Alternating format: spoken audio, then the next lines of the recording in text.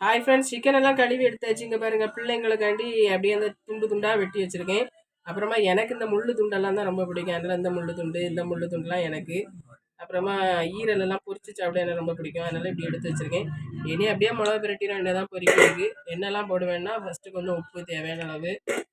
அப்புறம் இந்த மெர்சி 65 மசாலா உண்டு, அந்த மசாலா பொடி கொஞ்சம். அப்புறமா பேரு கொஞ்சம் போல் சிக்கன் மசாலா பொடி. அப்புறமா மஞ்சள் பொடி கொஞ்சமா.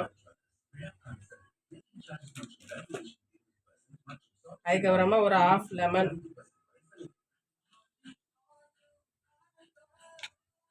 அதுக்கப்புறமா கொஞ்சம் போல் கார்ன்ஃப்ளவர் மாவு.